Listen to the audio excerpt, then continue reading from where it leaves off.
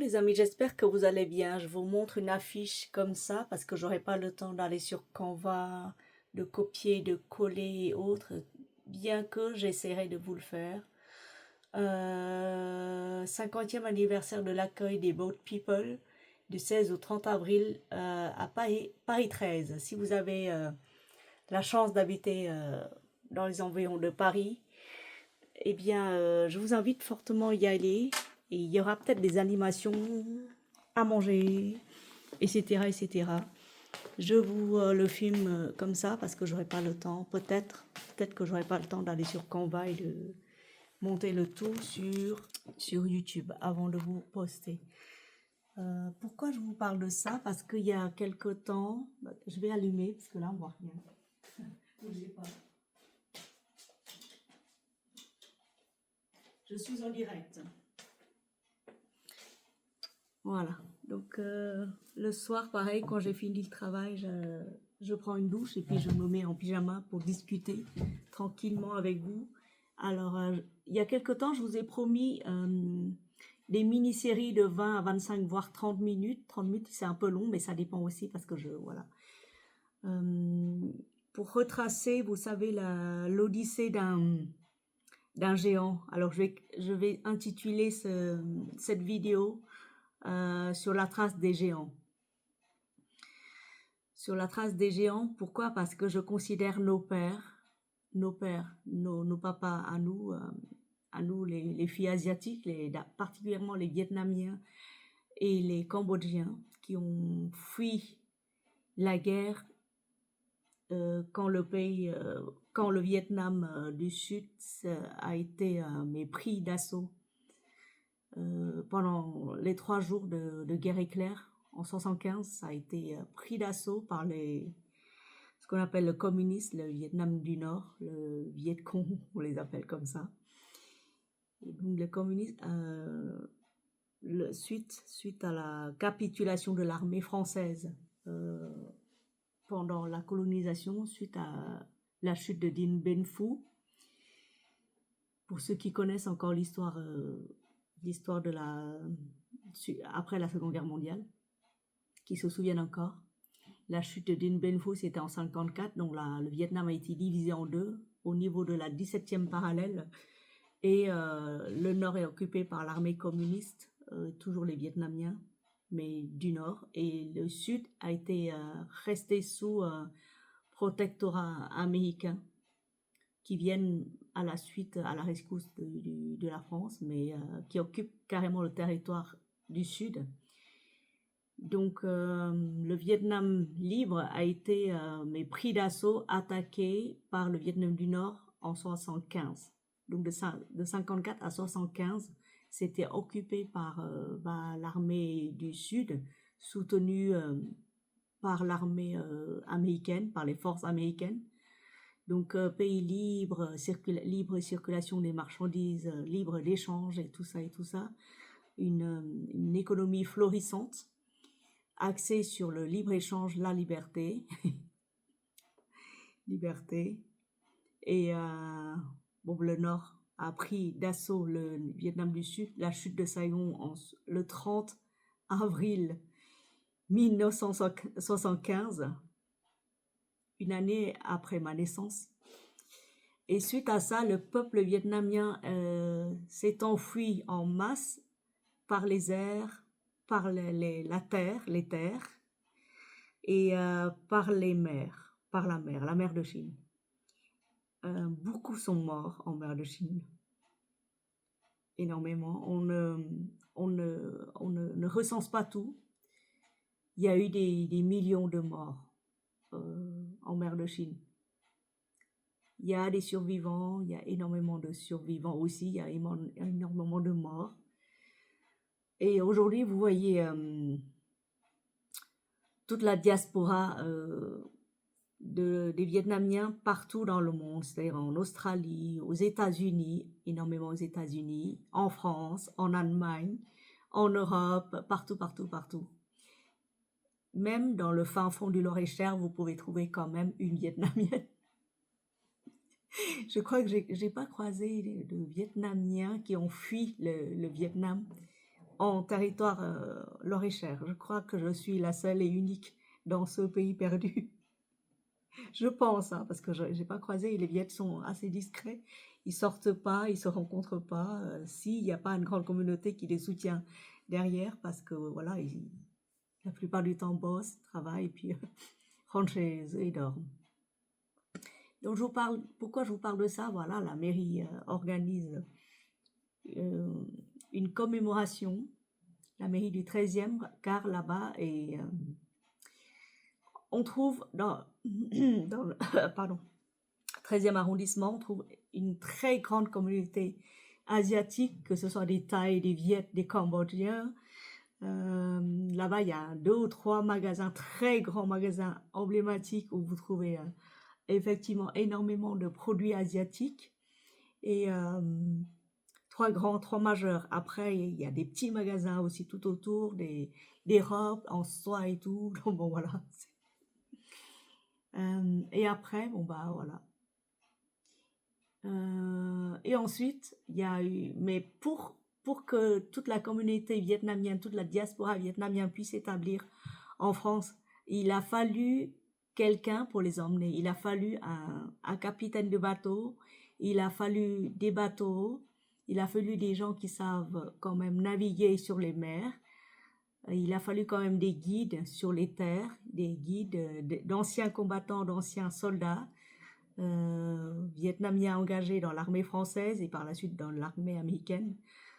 Ceux-là ont été soit massacrés, soit ils doivent fuir, c'est tout, lors de la chute de Saigon. Saigon, c'est l'ancienne capitale du Vietnam du Sud, qu'on appelle Ho Chi Minh Ville maintenant. Ho Chi Minh, c'est le nom du leader communiste qui a réunifié les deux pays et qui a mis tout le pays sous régime communiste.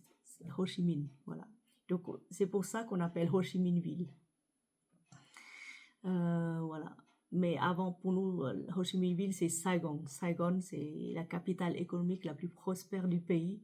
C'est le grenier à blé de tout le pays. Oui. Donc, en 75, chute de Saigon.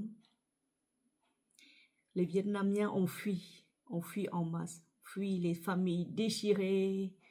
Ils ont fui en toute vitesse, ils ont emmené un vêtement sur eux, plus rien, ils sont partis s'établir ailleurs, il n'y avait plus rien, ils n'ont plus rien.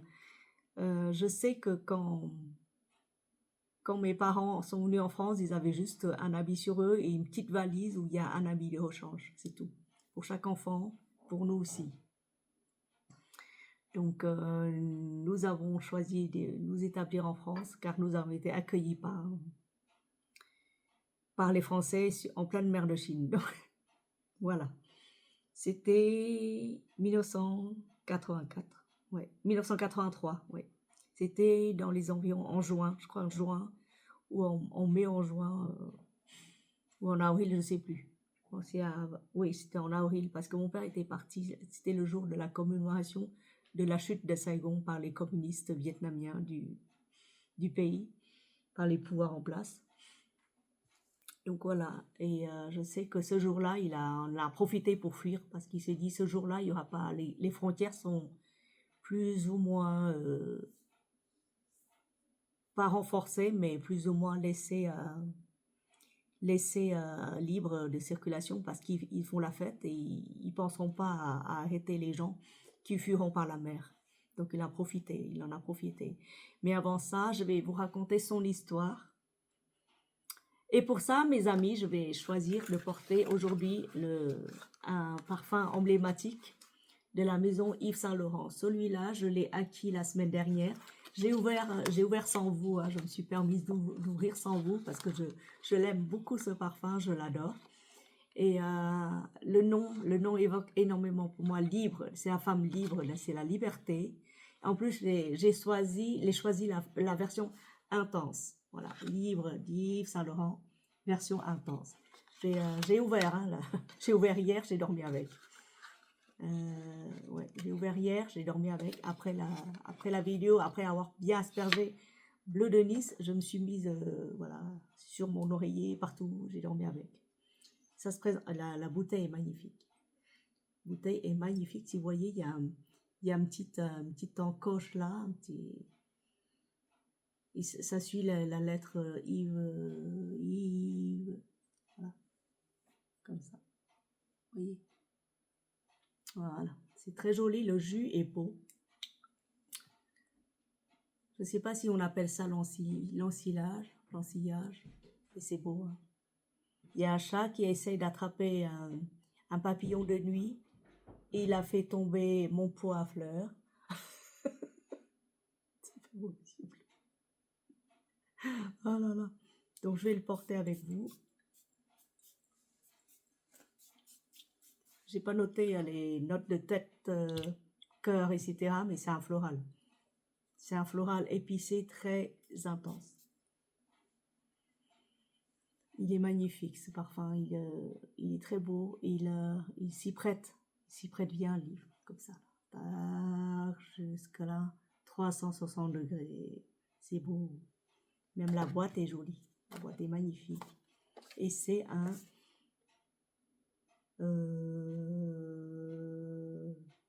90 ml.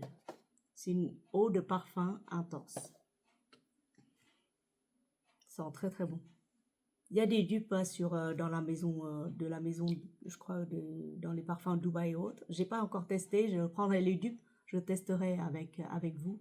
Et je vous donnerai mon avis. Mais je l'aime bien celui-là.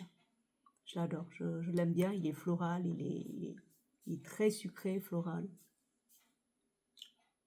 Hyper beau pour l'été. Voilà. Et je conserve toujours mes parfums dans les flacons.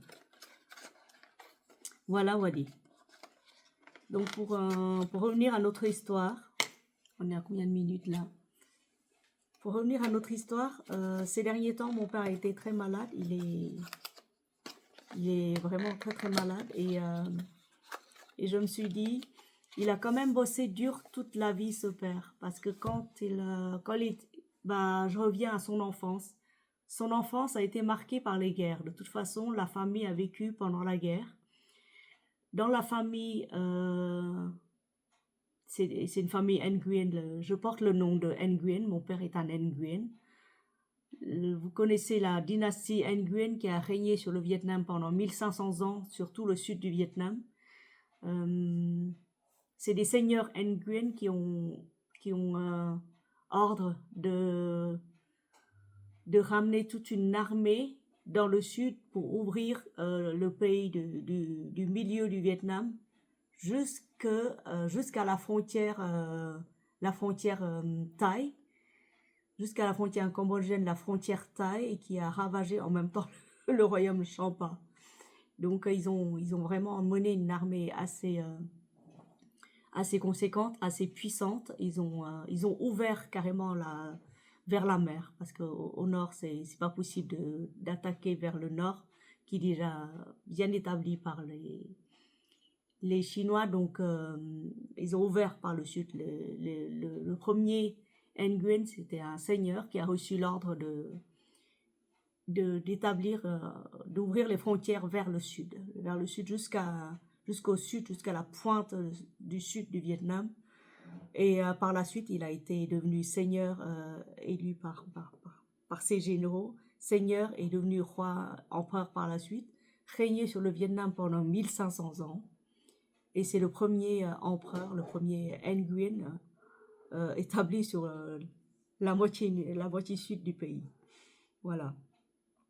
Donc, mon père est un Nguyen, moi-même je suis Nguyen, donc on porte ce nom-là, et vraiment c'est un nom emblématique, assez prestigieux, assez puissant pour nous. Donc on aime bien, ça sonne bien et ça passe partout. C'est comme les Dupont de chez vous, ça passe partout. Donc je reviens à son enfance, une enfance marquée par les guerres. Donc dans la famille, ils sont nombreux. Ma grand-mère a engendré beaucoup d'enfants parce qu'elle sait qu'il y en a au moins 3 ou 4 qui meurent, qui décèdent. Excusez-moi d'utiliser des termes aussi crus, aussi durs, mais on peut pas nommer autrement ce qui est les dommages collatéraux de la guerre. Donc, il était né en 48, c'était en pleine guerre. C'était juste avant la signature du traité de division qui a coupé le pays en deux. Le Vietnam, pendant plus de 100 ans, a été en guerre tout le temps. Avant, c'était occupé par les Japonais. Ensuite, les Japonais sont partis, ils ont laissé la place aux Français sous la colonisation française. Ensuite, les Français sont partis et ont laissé la place aux Américains, mais c'est toujours en guerre. Ce pays a toujours subi la guerre, tout le temps en guerre. Donc, moi, les histoires de guerre, je regarde jamais. Quand j'entends un mot guerre et tout, quand j'entends notre cher président du camp macroniste qui prononce oui, comme quoi il faut faire la guerre, je pense qu'on n'en a pas besoin. Je pense qu'on n'en a pas besoin de faire autant de guerre. Il y a d'autres moyens. Parce que j'ai vécu dans un pays en guerre. Je suis née en pleine guerre. J'ai vécu dans un pays après la guerre. Je crois que là, les guerres, ça va, quoi. J'ai ma dose. Donc, mon père a été né en pleine guerre. C'est le quatrième homme de la famille. D'abord, il y a eu un grand frère qui était parti, on l'a raflé pour enrôler de force dans l'armée Viet Cong du Nord. Enrôlé de force, donc il est parti, il n'est jamais revenu. Un deuxième frère, il a décédé en mer, c'est un marin. Mon père est venu en troisième, avant lui il y a encore eu un autre, mais il n'a pas survécu dû au problème de guerre. Et lui, c'est un quatrième homme de la famille, donc il a dû bosser très tôt. Il a raconté comme quoi de mémoire, il a travaillé à l'âge de 4 ans. Il gardait des vaches dans les montagnes, vous savez, les montagnes du peuple Hmong, les montagnes où les Français y vont parce qu'ils trouvent que les rizières sont arrangées en pente, comme ça, c'est très joli. Mais à une époque, il y a eu les guerres qui ont ravagé ces terres-là. Et mon père a été élevé dans ces terres-là. Il a parlé le langage des indigènes, on appelle ça les indigènes, des peuples premiers du Vietnam dans les hautes montagnes.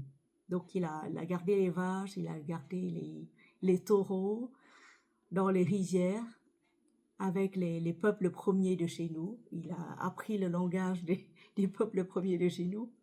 Et il a travaillé à l'âge de 4 ans. À l'âge de 4 ans, il a dû travailler parce que tous les enfants travaillent chez nous. Tous les enfants travaillaient. Maintenant encore, il y a énormément d'enfants qui travaillent. Énormément, malgré les temps de paix, malgré la prospérité apparente de ce pays, il y a quand même énormément d'inégalités. Et voilà le commencement de monsieur Philippe, parce qu'il s'est naturalisé. Il s'était réintégré à la nationalité française parce que quand il était né, eh bien, il était né sous colonisation française, donc il était français d'office.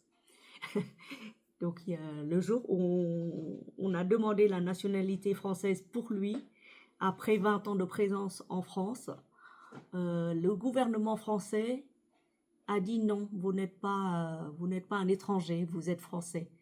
Vous êtes français, vous étiez né sous le régime français à l'époque, donc on va réintégrer. On va vous faire une réintégration et pas une nationalisation comme nous. Moi j'étais nationalisée, toutes mes sœurs, frères ont été nationalisés, ma mère a été nationalisée parce qu'elle est née en 54 ou à 56, je sais plus. Oui, je crois qu'elle est née en 56. Mais père a été né en 48, donc réintégration. Voilà, les histoires administratives. Donc lui, il a travaillé, il a bossé dur. Le matin, il se lève très tôt, vers 3-4 heures, pour aller garder les vaches, les taureaux, dans les rizières, au pied des forêts, aux bordures des forêts. Et il avait pour seul vêtement, un vêtement, quoi, contre la pluie, contre tout, quoi, avec le fameux chapeau conique pour se protéger, et de la pluie, et du soleil. Et il n'y avait pas, le pays était en guerre, il n'y avait pas une grande prospérité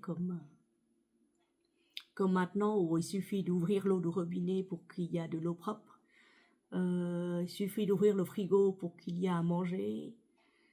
Le potager, bah, ils avaient aussi un potager, mais quand il y avait des bombardements, bah, quand il n'y a plus de potager, s'il y a un bombardement près de chez eux, et bah, il n'y a plus de maison. Je pense que la période, je crois que les pères comme lui, les pères qui ont vécu sensiblement à la même période que lui, ont connu tous pareil. Tous pareils, mes amis. Donc soyez heureux, soyez contents, soyez, appréciez chaque chose que vous avez, là, maintenant. Parce que plus j'avancerai dans l'histoire de ce garçon, de ce petit garçon qui a grandi pendant la guerre,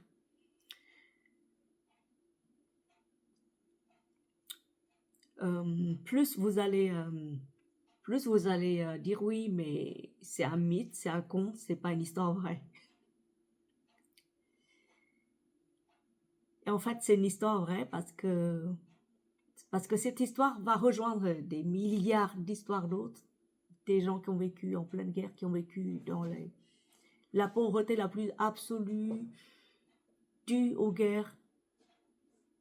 Et même par la suite, quand il a su avoir une maison, aller construire une maison, avoir un bateau, genre une flotte ou une équipe de marins, et qu'il était devenu prospère en allant pêcher dans les hautes mers, et qu'il a pu construire sa maison et ramener, nourrir toute une famille, devenue par la suite prospère, eh bien, il a dû fuir quand même, malgré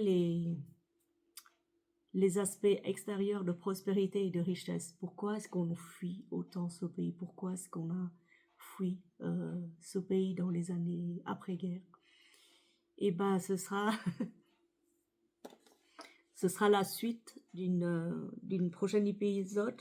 J'essaierai de vous le faire presque tous les jours ou presque tous les 2 jours. Vous me retrouverez sensiblement à la même heure. Je filmerai, je posterai soit là, soit demain matin.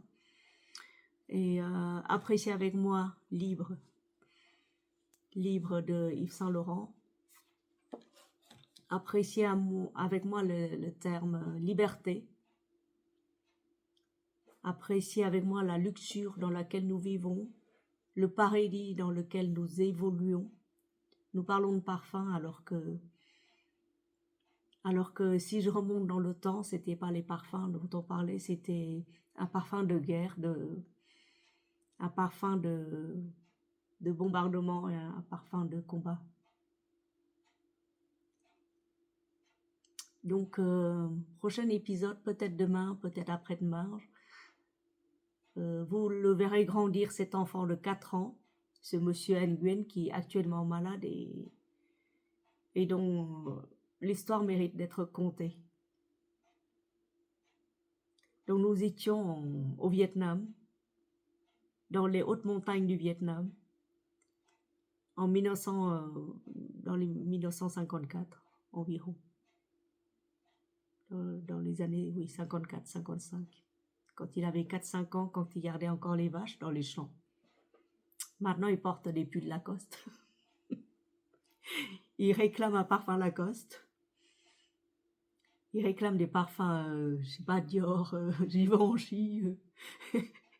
Et nous, on essaie de lui fournir. Mais il n'a pas oublié d'où il vient. Moi non plus, j'ai pas oublié d'où je viens. C'est pour ça que je vous raconte. C'est pour ça que j'essaie de me remémorer. J'essaie. Et petit à petit, je vais vous emmener vers ces épisodes, ou vers ces périodes-là où il grandit petit à petit, comment il a interagi avec son monde, comment il réfléchit, comment il a appris à lire tout seul. Parce qu'on n'allait pas à l'école.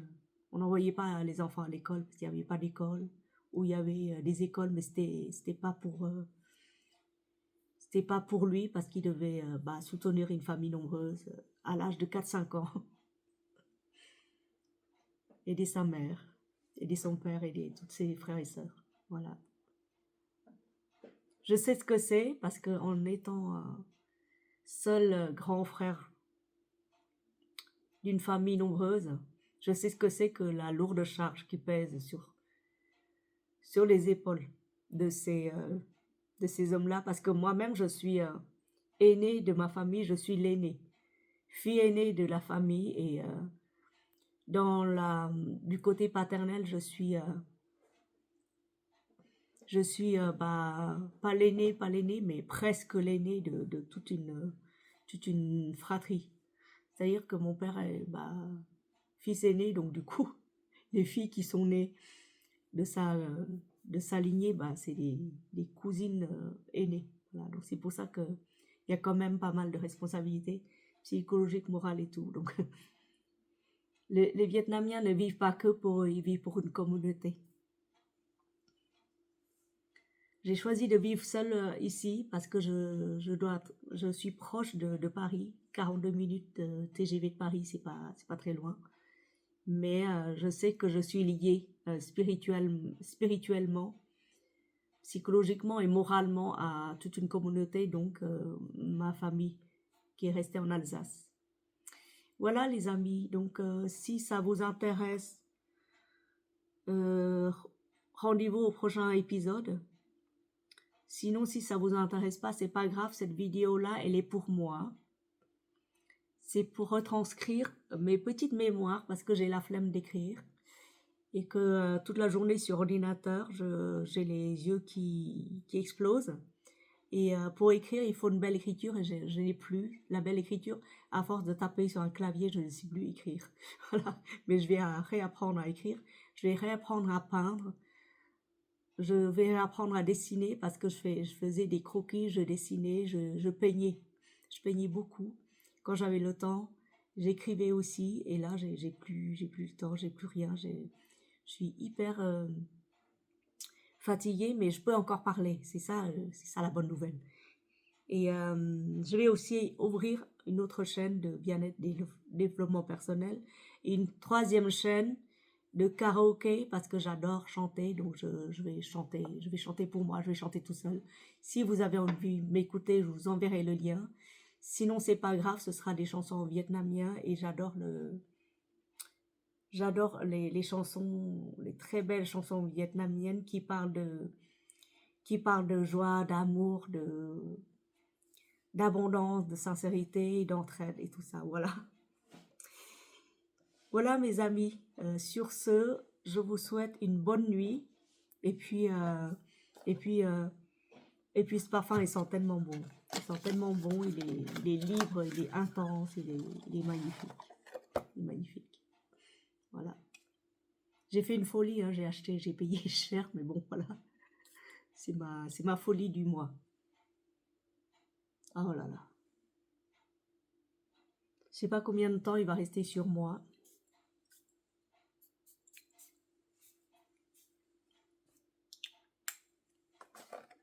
Je sais pas combien de temps il va durer. Peut-être pour une heure ou deux, mais bon, voilà. Livre intense, livre Saint-Laurent. Le livre va m'accompagner pendant une semaine ou deux. Quand j'aurai fini, j'attaquerai le Euphoria que j'ai ouvert aussi sans vous, ou avec vous, je ne sais plus. Et on terminera par une touche de La vie est belle, que j'ai acheté aussi. Bon, ouais, j'ai fait des folies, hein, voilà. J'en ai encore d'autres que je déballerai au fur et à mesure. Voilà. Des très belles marques. Moi, j'aime bien les marques de luxe des maisons françaises. Et j'adore tout autant les Latafa, les marques de Dubaï, les huiles. Je ne vous ai pas montré celle-là. Je vous parlerai de celle-là la prochaine fois aussi. Oh là là. C'est des huiles parfumées très concentrées, hyper concentrées.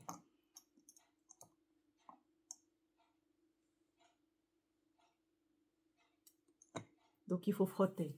Contrairement à un parfum, il ne faut pas frotter. Les huiles, il faut frotter pour libérer les muscles. Oh my god. Voilà. Donc c'est encore une de mes folies du jour. Huile concentrée. Voilà, voilà. Les amis, sur ce, bonne soirée à vous. Bisous.